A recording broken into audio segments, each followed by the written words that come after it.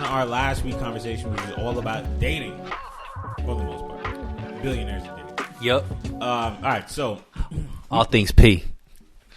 Sometimes you just gotta keep it P. So, Neil had a question: how long should courtship last? But the honest answer that I've heard from seasoned relationship vets is that it should never stop. It should never end. But let's be realistic. So maybe like a year. So my thing is like, at what point is it not necessarily courtship, but at what point should you be able to feel safe if you're not as planning every single thing and all that kind of stuff? I mean, it should be a way of life, and like for me it is, but at what point is it that I don't need to be looking over my back or my shoulder, or that it's not like the romance is dead? Well, I think okay. So I think that comes not from the events that you do. So remember last week I was talking about how the event is just a wrapper to the actual situation. So you can have whatever relationship with somebody and do anything with them. So for me, one of the important things was like, can I be silent around someone? Mm-hmm. That was a big thing for me. Like, we don't have to talk the whole way in the car ride to wherever. Right. You know, can I have peace of mind knowing that, hey, I'm just happy that you're here? And I think, how often do you get into like week 1, week 2, week 3, first month, first 6 months into those deep conversations where you know where they stand about the things you really care about? Pretty early, but remember, I haven't had much experience. Most of my experience dating, a lot of it is just conversation because there's always been distance. Right. So the actual face-to-face physical aspect is more the what's it called? The exception versus the conversation. So a lot of my relationships have been mostly conversation because there was distance between us, so it was mostly over the phone, texting, like communicating. So there was a lot of like, okay, well, let's talk about this deep stuff because we ran out of just what's going on today, you know? You're like me. I was very. It was weird. Like, man, there's only great people really far away. Mm-hmm. You know, that's what it felt like. Right. And for a good minute, I wanted that because I remember I used to date this girl like 10 years ago. She used to live downtown LA, and she moved to North Hollywood, right down the street from me, like right there. Uh-huh. And for those that missed it, he just went like that with his eyes. Yeah. Uh-huh. So she was literally right across. She was like right there. She like walking distance. And I remember like feeling vomity about it. I remember just being it's adjustment. Yeah, no, I remember because I was used to talking to people mad far away. Like, I was talking to people from Florida, talking to people from New York. At the time, talking to somebody from Argentina. Like, it was always, like, far away. Right. And so when she was like, I just want to be closer to you, I was just like... Oh, she moved for you? So she was moving anyway. Oh, okay. And so she made the decision to move closest to me. Got you. And I just, like, couldn't handle it. You know, I was like, nah, you're right down the street. It is an adjustment, I think. It's something, like, deep embedded in me. Like, now that I'm obviously trying to be in something serious, it's an adjustment. Like, I think I only know how to date with distance. I don't know how to date with having access on a regular basis. And I think it causes me to, like, mentally have to adjust. Like, I think I get bored quicker. Closer?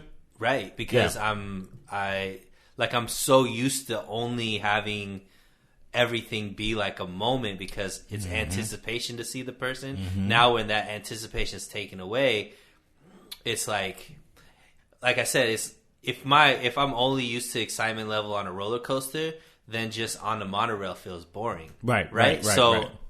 So I think that I have to psychologically get into a place to have the monorail be just as exciting than just the roller coaster, you know? That's interesting that you say that. So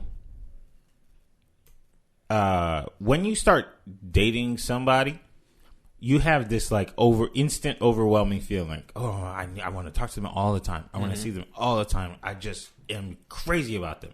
And that's normally my experience. But recently, it's been kind of the opposite. It's been like this slow thing where I thought something was wrong. Like, what? Explain that. What do you mean by slow thing? So it's been this like, I don't have that burning sensation in my stomach. Like there's no butterflies. Yeah. Like it's like a butterfly. Like one. Right. And it takes a while for it to hit the stomach linings. You know? So you're like, I know you're in there, but it's not like hitting me like that. But every day I started not liking them more, just having a different appreciation for them. Mm-hmm. And it just took a little bit of consistency on both of our ends to be like, all right, yo, let me just check up on you. I know you're having a long day or like whatever. And that changed my mindset. And I actually spoke to somebody about it. I have a friend, she's like in her 40s. And I was like explaining like, yo, this is kind of a weird feeling. Because normally I would have been like all in. Super excited. Right. Yeah. But it's just like, maybe this is not correct. And she was like, no, all you're doing is maturing in how you're, how you value somebody, right?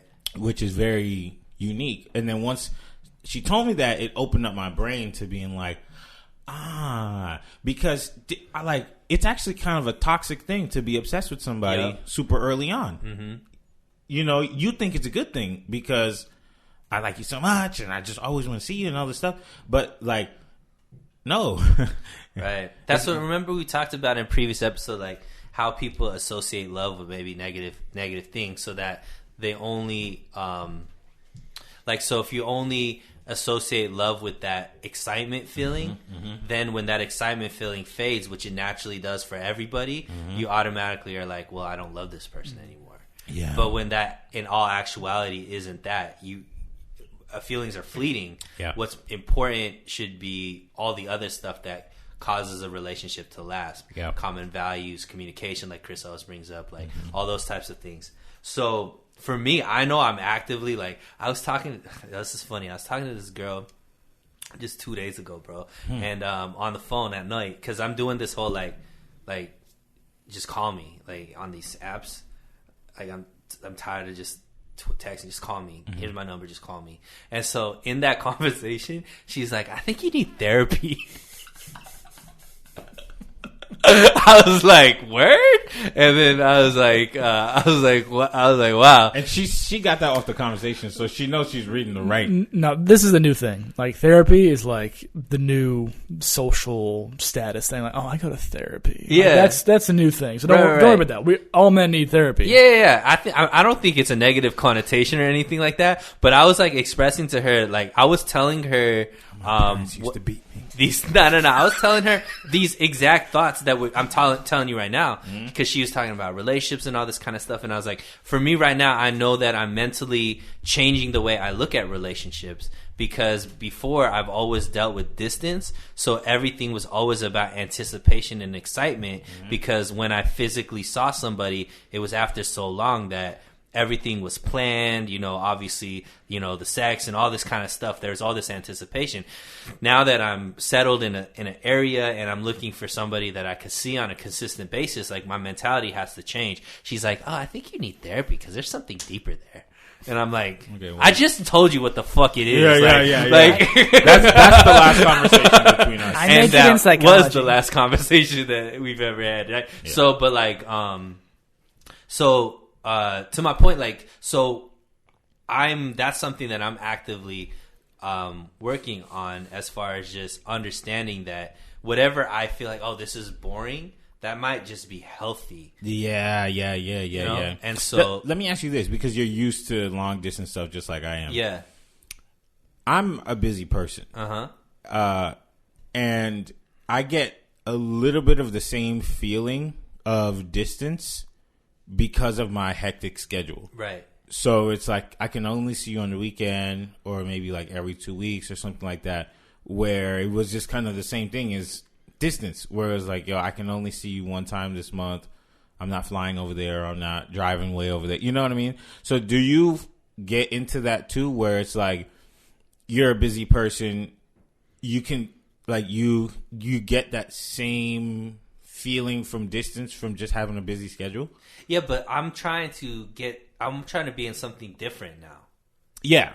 So what I'm saying is like I can clearly because I'm saying like has that seeped in? No, because I'm trying to make more. I want to be in something that I get to see somebody on a regular basis now. Yeah. So I'm actively putting in work to that. But I also know that like previously distance that wasn't forced. So if I could be in the same space and then and like that person is busy or not showing me attention, all that kind of stuff, I would correlate that with losing interest. Yeah. Right? Whereas now I need to recalibrate to understand that like I want somebody that's independent it's good to be able to see somebody all the time but still have like independent lifestyles. Yeah. And not correlate that with I should feel insecure because she might be losing interest type of thing. So there's a lot of things that is like recalibrating because now that I'm here and I know I'm going to be here. Because before I was moving like every year. Right. So everything was always distance. And my career was like always more important than anything else. So yeah, that's something. That's why I'm asking like guys like Sam, guys like, Chris that are able to see somebody all the time, that courtship question. Because at what point are you like cool with the routine? Because I've never been in a routine relationship, if that makes sense. Question for you. I asked somebody the other day who lived with their person for 2 years, and they're getting married soon. I said, why did you guys feel the need to live together? And what has changed since you guys started living together?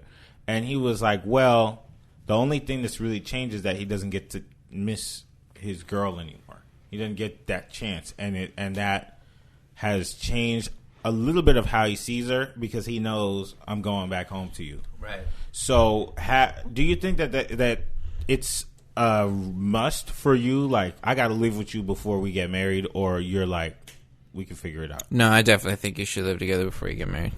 Just because, when I go to your house and we kick it, that's different from, hey, we're in our house, you haven't, like, there's dog hair all over the couch, there's laundry everywhere, like, we now have to work together, and if it's something you do in the house that I'm not okay with, we got to either compromise or we got to figure it out. Like something. Why can't that happen after marriage? Because you're already locked in. You already signed the contract. Yeah. You can't get out of the lease. You know that's what I mean? That's the reason why I'm saying that. Yeah. Like, it just sounds like a test, and you don't care if you fail. What do you mean? Say it again? So it's like, I have to live with you just to see what it's like. It's just, and if you don't fix this, I'm out. No, I just think it's another way to grow together before you really like decide. Oh, okay, we can get married or whatever it is.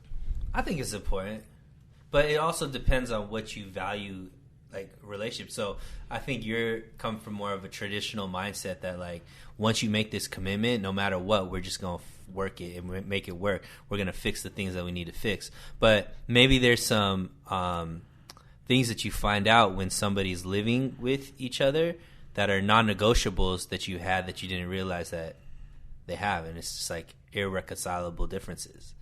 So before you get married, because I think... Have you gone through that? What? I've never lived with anytime, so I've always... So that's what I'm saying, like, I got to recalibrate because I know that I have... anytime somebody when that... people start... yeah, because like, I'm trying to put this into, like, terms. So the relationships that have been distanced, when I've been able to get into a space that every single day we're able to see each other, it ends, like, within 3 or 4 months. Every time you've been in a relationship where you're close by, it ends within 3 or 4 months. So the long distance that has now we're able to see each other all the time because we moved or circumstances changed or whatever the case may be, it's ended within 4 months of us being in the same city or feasibly like very close distance. And I think it's that mentality of going from everything was an event that was planned and all that kind of stuff to it becoming routine. I have a question about that. Okay. When you are far away from someone, you create an idea of who they are. And then when you see them for bits of time, like a weekend or something like that, they are their best selves. They're the highlights of who they are as people. Right. And that may or may not have anything to do with how far away you guys are, because it's neither of your faults. You created this idea of this person because you only get to see them once every blank amount of time. Mm-hmm. So maybe it's not anything to do with testing the person. Maybe it just wasn't the right connection. But you're looking at it like a test. I don't think Chris is necessarily saying it's a test. It's more that you understand the other aspect of it to make sure that everything is not even to make sure. I think it's just like a natural progression. Is like you're dating someone, then you get serious with them, and then you guys move in together, and then you guys get married. I think that's like the new age, quote unquote, way of the process going. My parents, it wasn't like that. Like, I'm sure your parents weren't like that. Most most cultures outside of America, I think, are starting to be like that. Mm-hmm. But traditionally, it's not like that, right? The shacking up thing, right? I don't know, man. Would you live with your girl, Sam? Here's the thing. So, he's like, I've been waiting for the mic. I'm thinking about how to say this tactfully, but it's like, nah. Don't worry about the tag, bro. No, there's a certain way you say it, but like, I would definitely live with my girlfriend, but she needs to be okay that, like me, I'm kind of like, I'm an introvert. Uh-huh. So I like being in a social situation kind of drains my batteries. You need space. So I do need space. So she has to be understanding that it's not about her. It's just about her, like her being a person in general. Uh-huh. Like, kind of like, oh, I need to kind of be in a time, alone somewhere in the woods or the mountains, somewhere that I can be by myself. Because I've heard stories about my grandfather, who he bought like plots of land in California City. If you don't know what that is, that's just a nothing town. Mm-hmm. And he would just pick. He would pick one of the kids. He had 7 kids. He'd pick one of them. All right, we're going this place, because kids don't really drain you that way because they're easy. But so I'm kind of the same way. Like I like seeing her all the time, but it's like if I don't get that recharge of being by myself for a couple days, maybe 4 days at most, it's like I get a little weird. But even like when I live with Jessica now, we still have our own space. Like, right. I go to my computer to play video games or work or do something, whatever, and then she's on the couch watching TV, or she's on her computer. Like, we live in the same space, but we give each other space all the time. Like, that's what I'm saying. It's a recalibration, but it's become like you understand that about each other. Versus, that's why I think it's important, because even if you're not living together and you're just dating and you see them maybe like twice a week, 3 times a week, whatever the case may be, it's still going to be similar to that best behavior type thing until you see them like every single day, like through every single emotion, through every single like how they react to the stuff that they haven't seen about you and all that kind of stuff. I think that's why dating is like living with somebody can be valuable, because there is a difference between that kind of stuff. Even if you like spend the night, is different from every single day. How do you deal with conflict? How do you deal with when I'm super annoyed and not giving you the attention that you want at that moment? Like, and you can't just storm out. Like, there's nowhere else to go. Like, we sleep in the same bed. Mm-hmm. Like, how do we handle this conversation, right? Yeah. So I think I see value in it, but I also know you can have very successful relationships without that, because it's just about the mentality that you have on what marriage means and how like, because there's certain people where it's marriage, they take that, in Christianity, like till death do us part, or take it serious. They take that super serious, and y'all just be joking. No. Till death do us part, I guess. I ain't planning on dying anytime soon. I ain't never had to say it yet, so that's why. Okay, now what's stopping you? What's stopping for marriage? Yeah, I just don't feel financially ready. Yeah, but like, When will I ever be financially ready? Yeah, I don't know. Because here's the thing, right? You'll be financially set better if you guys were just married. Right. Makes sense. But I don't know. It's just... Yeah, I don't get that answer because you guys are pretty much married right now. Yeah. You're either married or you're not. Well, I'm saying as far as lifestyle. Okay. Well, I'm not saying about... Are your finances attached? No. Yeah, but the same way you would handle... But even if you are married, you can get a... That's what I'm saying. prenup. Like, it's not like... You said prenup? Mm-hmm. Who would bring that up? What do you mean? Oh, out of Jessica and I? Yo, the shade that's going on right now, bro. Like, wow. I'm not throwing any shade. Wow. I'm just saying. Are you talking about like Jessica and I? Who would Yes, bring it up? who We would both bring brought it it up. Already? Yeah. Why? We both have been like, all right, if we get married, like, just keep our own bank accounts because it's easy. Oh, Jessica's white. Yeah, I forgot. Yeah, that too. That too. I'm too brown. Prenup is wild to me. I understand it, but it's also wild. Yeah, I mean, I understand it in extreme situations. Right. If I made $150,000 a year and you made $200 million a year, right, I'll sign it. Yeah. I'll sign it. Right. I get it. You'll spoil me anyways. Yeah. I'm married to you for the first 3 years. Right. But everybody makes $70K. I want to keep Right. my 2 nickels. She wants to keep her 2 quarters. Like, let's keep it separate. But why? All you gotta do is watch I don't the know. marriage story. Why not? You'll get a prenup. Trust me. Say it again? All you gotta do is watch the marriage story. You know, that'll make you get a prenup. The one with the Adam Driver. Yes. Adam Driver. Yeah. But I hate how Adam long? Driver. How long could Can't you stand live him. with? So for me, I think that there would be, if I'm living with somebody that I'm with, there would be like a limitation to how long I could live with that person before we get married. Say it one more time. So like, for me personally, if I'm living with somebody that I'm dating, eventually, like I would want to marry them within maybe like a year, 2 years. Yeah, I mean, that to me, that makes sense. Yeah. You know, like, I don't see the purpose of living with somebody to see if they leave the toilet seat up for like 4 years. Right. Because at a certain point, we're either going to, shit or get off the pot, right? Like, what are we doing? Right. In my mind. You're Not lazy. for you, Chris, but I, I'm don't saying know. for me. I think Chris has set an example. Like, we should be taking time. Well, you guys have to make only sure- lived together for how long? a year. A little over a year. Oh, okay. So that's the normal.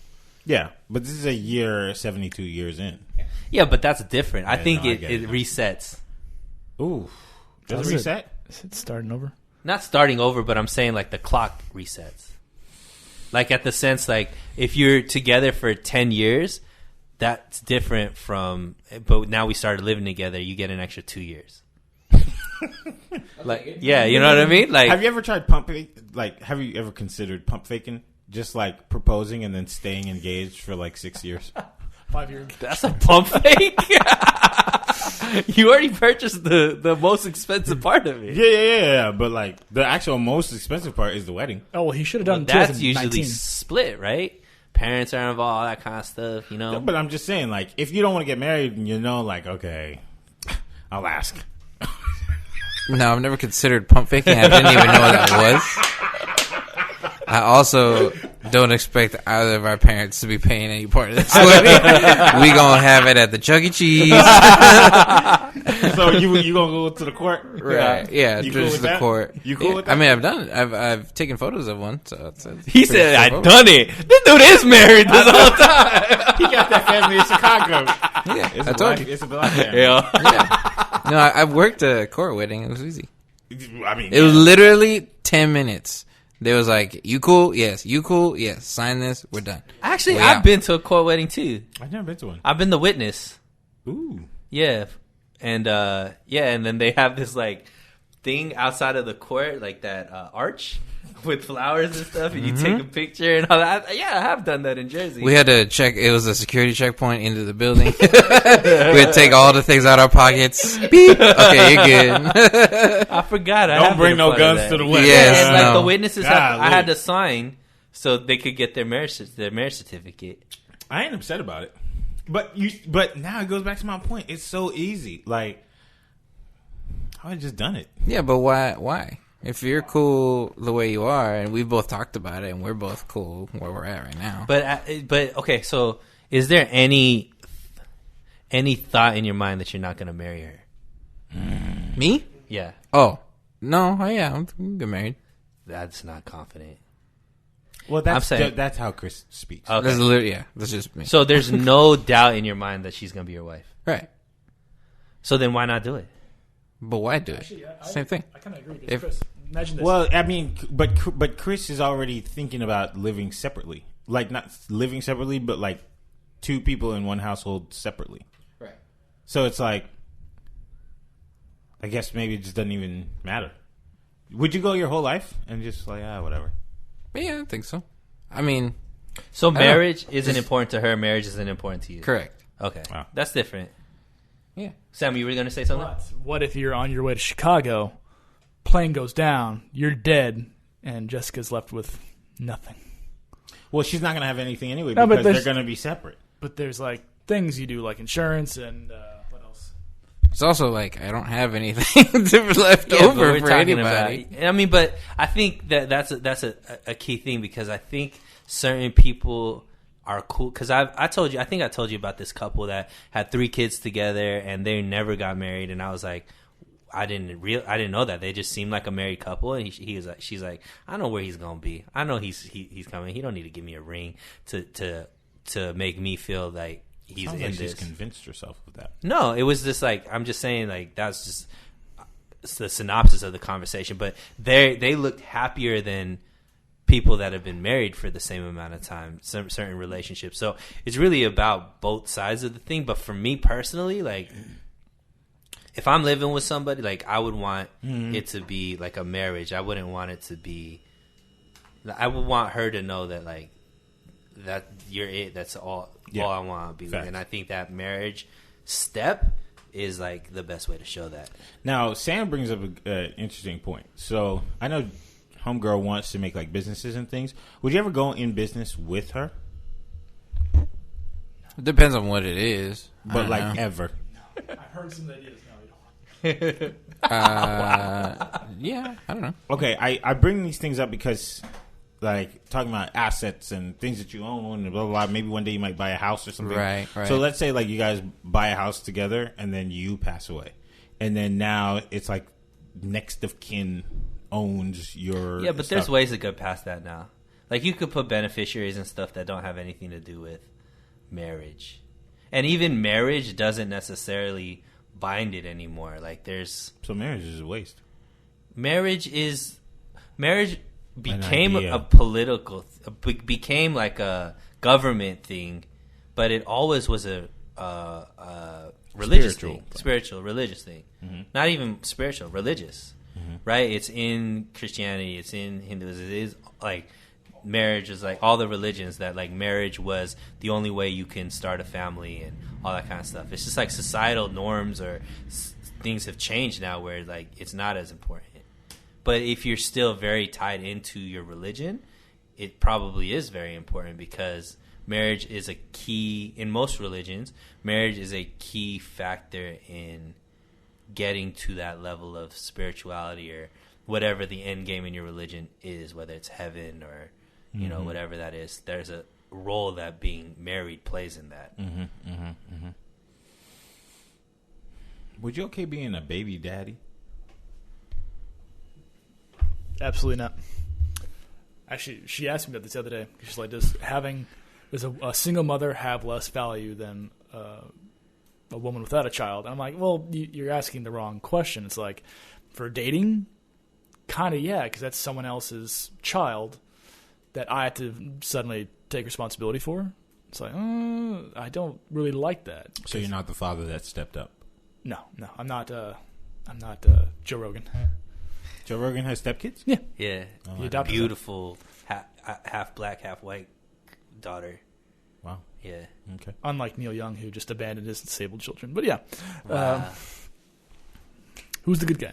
I had to slide that in somewhere. So I was putting up the We comments. can talk about that too. Yeah, but later. go ahead. Keep going. Yeah, because it's like it really depends. Because if I see someone and like typically a single mother household is on the rocks anyway. Typically, I'm not saying always, but sometimes it's like it doesn't feel stable.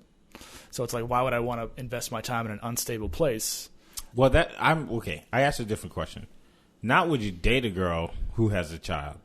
More like, would you be okay being somebody's father that y'all just had and then like y'all broke And up? I just want to be on the record that I vehemently disagree with what Sam just said about a single parent household being on the rocks. No, I've seen very stable single mothers. they do exist, but on average, like I am completely on the opposite end of the spectrum of what Sam is saying. Sunil is saying that at so real Sunil on Twitter. My hinge is Sunil. I am completely against what Sam is saying. Just want to make it clear to the listeners that this is Sam. This is not Sunil. You're making it correct. Because usually this is what Sunil would say, but that is not what I agree with at this moment. Let me continue. Correct. Put the camera on me. Single mothers are angels. I've always loved a single mother. Okay, my mother was single at some point. Let me continue with what I'm saying. Sam's white. Which the point I'm getting to is that guess what? Single white mothers are better. No, that's exactly what you were going to say. No, I was going to say most of school shooters come from single mother households.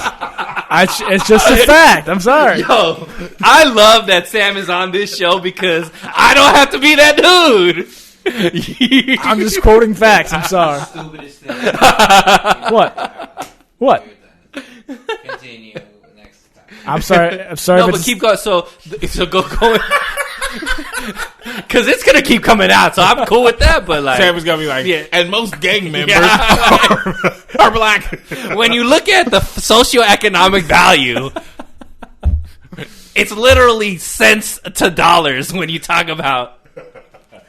Go ahead, Sam. Go ahead, Samuel. If it's not my kid, it's just you don't have as much investment. Typically, I'm not saying like, oh, this is always how it is. It's just on average.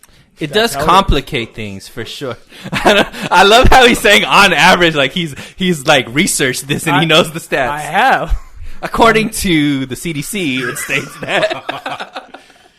I remember Bill Clinton and Obama said that fatherless homes do create more difficulty for kids. Thank God Obama said it. Because if not, I'd be in trouble right now. Yeah. But going back to your question, would you be in a serious relationship or with somebody, have a kid with them without being married? Oh, yes. That's what your point. Yes, that is, right? That's what I'm. Yeah. So would you have a kid out of wedlock?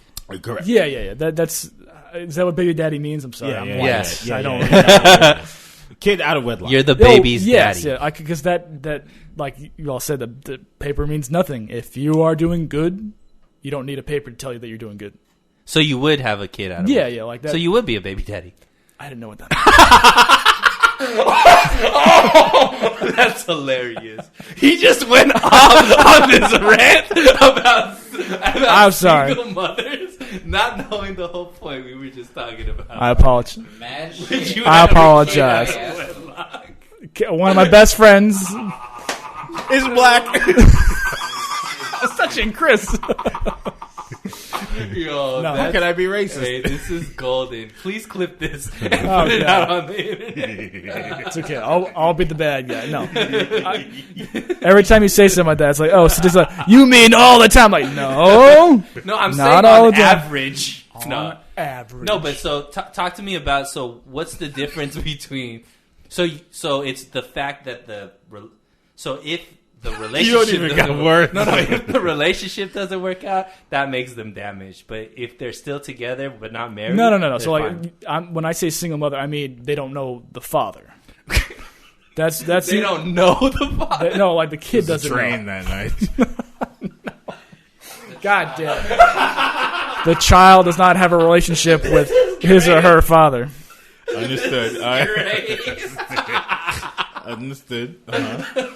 And this is not like, oh, their dad died in, like Pete Davidson, his dad died in 9/11. Oh, I mean, that's not. So that's not a single mother that you're talking about. No, I'm not sure the exact like what parameters they said about it, but they said just on average, right? Not like specific. Chris is getting angry at me. I'm like, not directed at you. So, what about you, Kelby? I wouldn't like to be one. I would not like to be a baby dad.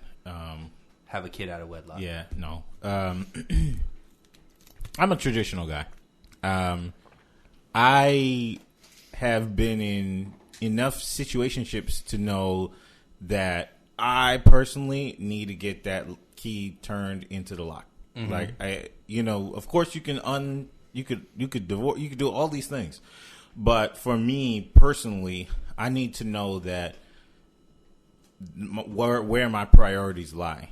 So I'm one of those weird people that thinks spouses should put each other first before the kid. That's actually correct. You should say, fuck the kids, take care of your woman. I didn't say that. No. But no, seriously, like they say that, like, take care of your wife first. Your kid, you can have more later. Like, it doesn't matter. Yeah, you guys are on the same page about this one. Me and Kelby are the chose same. The kids. Y'all chose the spouse.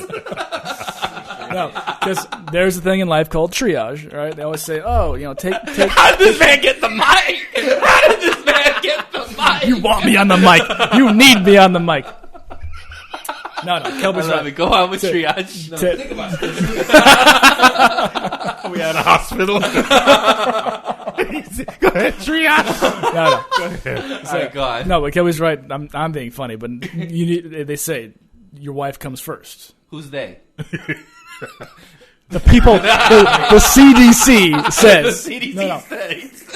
The relationship experts that we always hear about, the books, the books, the peer-reviewed essays, the peer-review academic scholarly journals that you can cite in your reports say that, yes, take care of your wife first. It doesn't mean like, take care of your wife 99% and 1% for the kid, but your wife comes first. Interesting. Because that is a relationship that's built on, that's sexual, spiritual, all these other things. Kids, you can kind of just, Yeah, but the kids had no choice in whether or not they came in. That was all your guys doing. So then to make them the secondary option, but they when benefit. You chose to bring them into this world, don't you think your responsibility should be to them? No, because they benefit more from seeing a healthy, solid relationship other than... But what's the... How is that the two extremes? Like, if you take care of the kid, that doesn't necessarily mean that... All right, so here's why I say... Because I don't see how it's got to be... If I take care of my kid don't first, make it extreme. Here's why I my relationship's gonna fail. that you got to put each other first before the kids, okay? So, I believe that when you guys get married, you turn into one spirit. Like, you're still two people, but you turn in, like, you're... Entity. Yeah, you're one entity. So, in life... You shook his head, by the way. No, I'm not sure. No, but in life, a lesson that I had to learn upon turning 30 is you always got to take care of yourself first. Right. And it's something I say all the time when you're on a plane and they say to put the mask on. You got to put your mask on before you can help others. And for me, if I'm going to live in a household with other people, I have to know that, you know that term, the better half? I have to know that that other half of me is doing well before I can take care of others. So it just comes as a responsibility to the other members of the household, because I grew up in a household where that wasn't done. I saw... my parents not treat each other super well, and it definitely affected me. And I could have easily turned what I saw into hatred or into violence or into whatever, or in certain ways, like it didn't help. It didn't help me. Don't like, be sadistic. Don't be a sadistic. Right? Like, it didn't help me. It didn't help me realize and understand what healthy was. But I did have a tree of other relationships, at church and things like that helped me understand that. So that's the reason why I say we have to put each other first, because if you become obsessed with the child, then you leave your partner, the other person who's the parent as well, dry. And if y'all relationship ain't great, then it just goes down the line as to everybody else. So to me, I don't see how someone could say, oh, I'm going to put the kids first, but you didn't make the kid by yourself. You know, y'all got to come into this together. Even if it's a co-parenting situation, we've seen many situations where co-parenting works really well and the kid is happy because they put their relationship first. Let's make sure that we're cool. We're not arguing. We're not fighting. We're not this. We're not that. We're not telling the kids bad things about each other, you know, and then it works. But where does that become first? That should just be what the relationship is. So what I'm but a lot of people don't put their relationship yeah, first. but what I'm but you're saying first. Mm-hmm. No, having your relationship be first is different from just having a healthy relationship. Putting in work into a relationship doesn't necessarily mean it has to be the first thing that I'm doing. So I think that maybe I need to change my words. I put it ahead of. But that's where I disagree. Mm-hmm. So I disagree because the kid is going to be completely dependent on you. Sure. Right? But my spouse isn't completely dependent on me. Why not? Because they're a whole human that is on this planet and all this kind of stuff. So they don't need you. They don't need you. That's not. So we're always going to the extremes somehow in these conversations. Can I come to Kelby's defense in a good way? All right, I'm not going to go crazy. Let me finish my point first. Oh, before I'm sorry. You need to defend. I know I'm poignant and I know I'm beating y'all down right now. You don't need to come to his defense right away. But no, I'm saying this is what I'm saying. Like, I think in a healthy relationship, there's a time where it was just you and your spouse, and you build that foundation of what your relationship is. The time when a kid comes in, hopefully that foundation is strong. I think what you guys are talking about is when the foundation still isn't laid in a relationship, that you have to continuously keep putting work in the relationship. That means you probably shouldn't have stacked these bricks on as kids into the household quite yet. But when a kid comes in, you have to take care of them first because they're completely beholden to whatever you do. They're not going to be able to eat, emotionally be stable, take care of like all those responsibilities, all that kind of stuff. They need you to take care of them. So at a certain point, if I have food on the table and it's like my kid's hungry, my wife's hungry and all that kind of stuff, the kid has to eat before me and my wife. Because it's our job to let provide. A child eat before me. My wife could eat before me, and they can watch. The kid could watch. So the kid goes hungry if there's only enough food for one person? I'm not going to do that. I'm not going to say, listen, I would like my kids to see me serve mom, and I would like my kids to see mom serve dad. If the kid is more important, because here's the thing, you only have the kids for X amount of time. I pledged until death do I part to you. Them kids gonna leave me. I don't even know if they're gonna take care of me when I need it. Right? So once they're 18, 21, 25, they're gone. And then I'm an afterthought. I'm still stuck with you. And what you gonna do when you don't have the kids to be obsessed about? But I'm not talking about obsessed. I'm talking about responsibility. So you're saying your responsibility is to your wife first and then your kids. 100%. Yeah. I think we're talking about two different things. Then what are we Let me explain. So you are right. Like, kids do need a lot more help when they're babies, of course. Sure. But I think Kelby's talking about like emotionally, relationship wise. Mm-hmm. He's not talking about like, oh, like fuck you, kid. I'm gonna feed my wife first. Like, you're second. No, but that is what he's saying. No, that's not what he's saying. No. He's not literally saying like, oh, I want the kids to see me serve her serve me. Kid's gonna get their food. It's not like when I said triage, I was joking. I'm not mean like, oh, give the wife the food first because the kid, fuck him. No, that's not what he's saying. He's saying that the kids, that they'll get all the necessities to live, shelter, food, healthcare, all that long list of things that kids need to survive. But emotionally, relationship-wise, spiritually, that's a little more complicated. And you can't be like, hey, kid, like, let's talk about religion and our emotions right now, because they don't fucking get it. All you need to do with kids is take care of them, like we've been talking about, and then maybe build them some skills, confidence, teach them things. They don't need to know about, intricate relationship advice at 0 to 5. Now, I have to add something because you said you said something about the foundation. Yeah. And to me, I feel like there is never a point where I'm not still working on the foundation. Like, ultimately, yeah, there's going to be dirt packed, right? But I can never go X amount of time being like, we good, because that's just an assumption that we're good. But we have to work on our relationships with each other, because that just clarifies what your relationship with the kids are. It makes everything easier, you know. So I do notice, like, I used to teach soccer, and I was not super nice to the kids. Now, it doesn't mean I was mean to them, but I wasn't nice. Like, I wasn't, like, you know, bent over backwards for them. And these are, like, privileged kids. You know, their parents are multi-millionaires, 100 millionaires, all this stuff. And so I remember one time this kid came up to me and said, "Hey, Coach Kelby, go get me some ice." And I was like, What did you say? And he said, "Go get me some ice now." I was like, listen, you're 5. One day you're going to be old enough, you're going to get a job. When you get that job, you'll have enough money to get in a car and drive to the store and buy your own ice. But until you do that, you can ask me for something that I can get you, and I'll decide if I want to get you that or not. And he was like stunned. The kid was like, whoa, right? Turn around. He was like, oh, okay, right?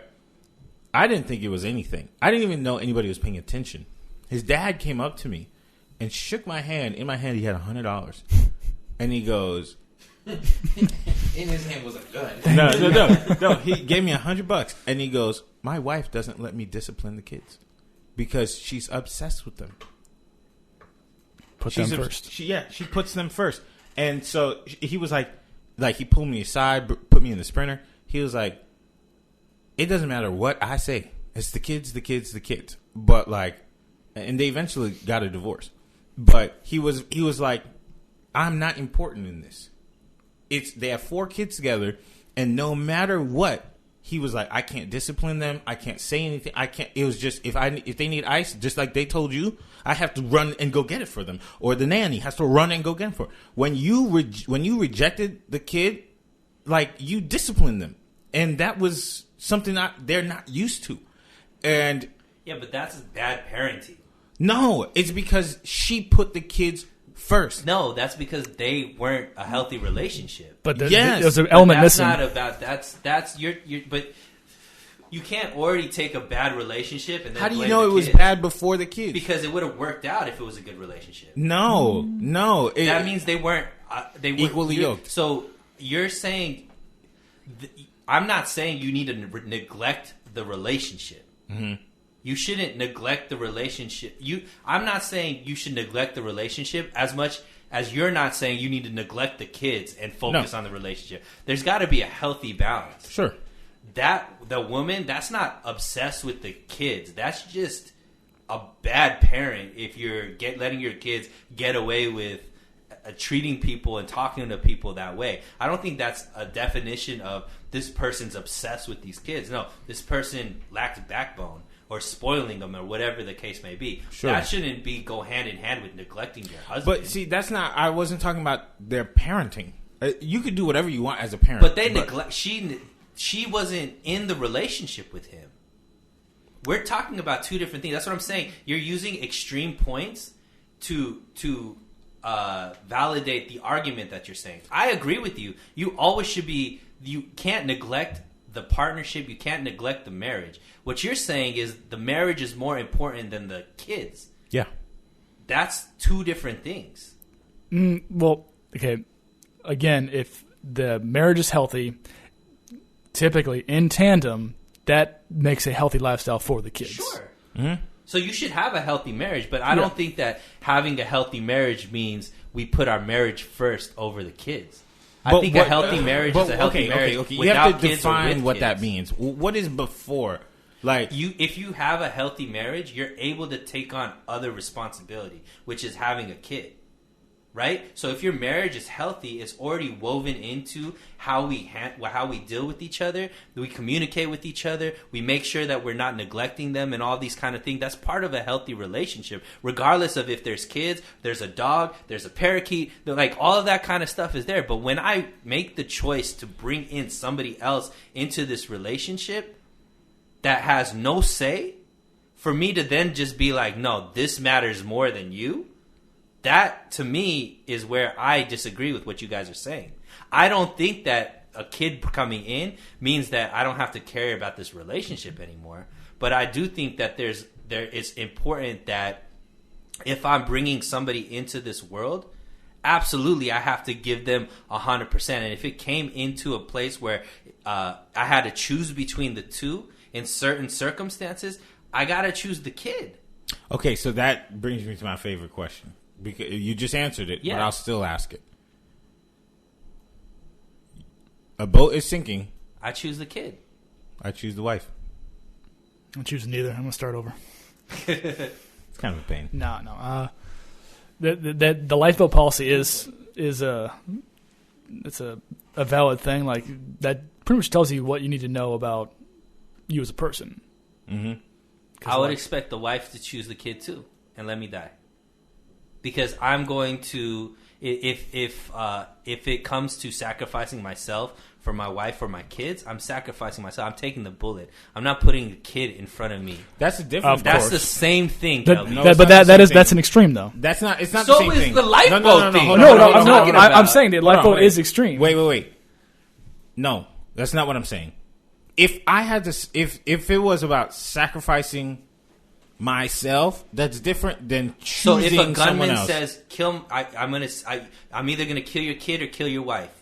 You're saying kill the kid. That's the same thing that you're saying with the lifeboat. No. You're saying if I had to choose. Let me rephrase what you just gave me. Gunman says you have to kill yourself, or you have to kill. All of us are choosing ourselves for sure. But what I'm saying is, that's what I feel like the equivalent saying, was. So if you had to choose between your wife surviving or your kid surviving, you're choosing your wife. Mm-hmm. So yeah, that's not me. That's like a no-win scenario. That's not P in my It's no win, but to me, it has to go like this: God is at the top, and then your spouse is underneath that, and underneath that is the kids. That's just how I see it. I'm not saying that that's wrong thought process. I don't see it that way. For me, I'm not bringing a kid into this world until I'm on a stable foundation, because I know when that kid comes, it's going to be our responsibility to make sure that kid is taken care of to the fullest. But the most difficult thing is you may have a very wonderful, healthy relationship before the kid gets there, and then it falls apart when they get there. Then that's not a healthy relationship. No, you can't define it as that. It's not, because situations change situations. Then it's not healthy. If healthy relationship could deal with any circumstances that come in, you have the tools because you're in a healthy relationship to navigate through that. Then it's not healthy. You can't have a healthy body and then all of a sudden something comes and you're not healthy and you just die. That's then you literally how people die. No, like that's COVID. because then you don't be... Just kidding. Okay. But I mean like cancer. Yeah, but cancer makes you unhealthy. Okay. But can kids make you unhealthy? Yeah, they can. There's plenty of people that have unhealthy children. But I'm saying, like, having a kid, like, my girlfriend just went to visit her brother because he just had a kid. And she was noticing things about it, like, well, they were very happy before, and then it wasn't like they were unhappy, but it's like, oh, it's tough. It weighs on you. You got to work, you got to take care of the baby, all these things. And in that situation where the baby needs to be taken care of 24 hours a day, it's not like, oh, I can't do that. I got to keep my wife first. If your wife's taking care of the baby, if it's traditional, let's say it's traditional, your wife's taking care of the baby all day, you have to take care of her. So you have to make sure she's doing okay to take care of the baby. Because we can't do much for the baby. We can do about 45% of what women can do. Let me ask you this. In a specific situation, right? So let's use that as a framework. You're working, wife's taking care of the kids, right? You come home, you realize this lady is stressed out. Right. She cannot hear Baby Shark one more time. she's done for. Kid, let's call the kid a year and a half old. Okay, what do you do? How do you solve this problem? Give her a break. You ask her what she wants. What does she want? Okay.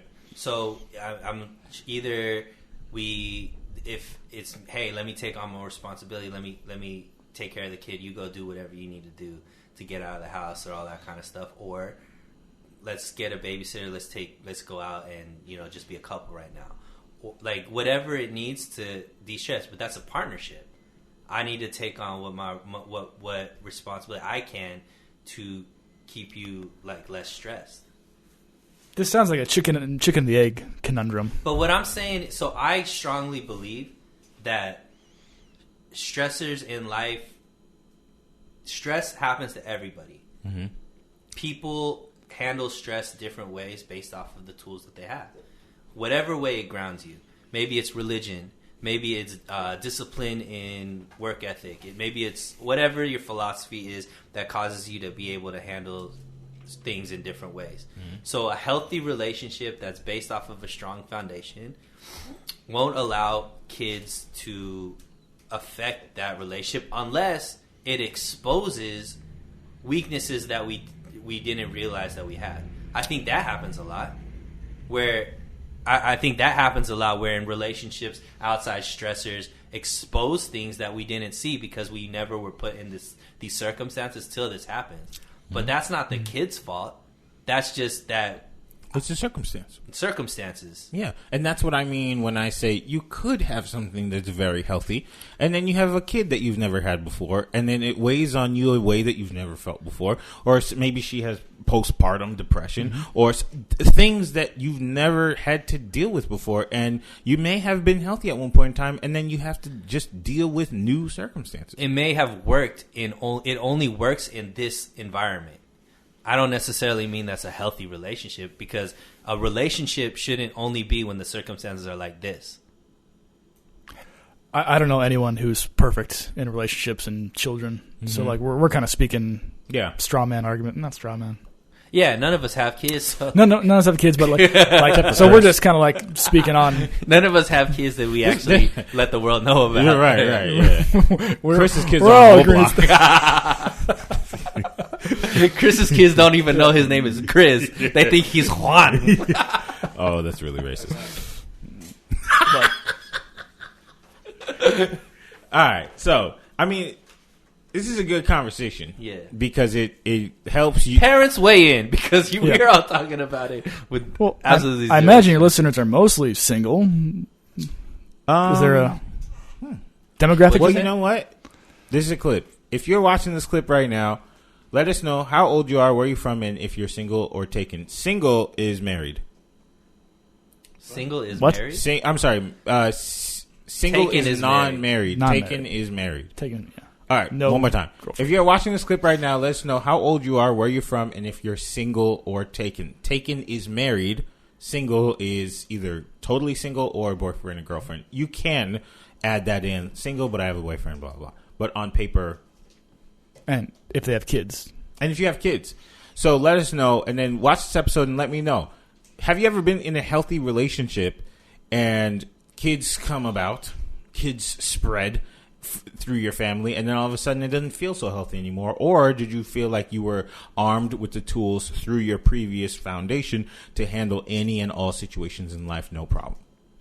And I'm going to say, I apologize if I offended anybody with what I said. I wasn't meaning to be like, oh, single parent households, the kids are fucked up. Obviously not. I know plenty of people who are. Chris, one of my best friends, is a single parent household. So I mean, no. Okay, cool. So anybody else? Y'all good? No, we get more time. No, Wrap it up. we only have a minute left. Joe Biden. Stay tuned. Next week we're going to be talking about Joe Biden. And Kamala Harris. All right, that's good. So, guys, thanks for tuning in for this episode of Men on the Internet podcast. It's been really fun. Make sure you watch these episodes on YouTube, as well as streaming them on all streaming platforms. When you are on the streaming platform, please leave us a 5-star review or even leave us a real review and let everybody know how great the podcast is. It really helps. If you're on YouTube, subscribe to our page and like this video and share it, please. And that's that. Always make sure you wear protection. Stay hydrated. Stay thirsty, my friends. Oh, shit.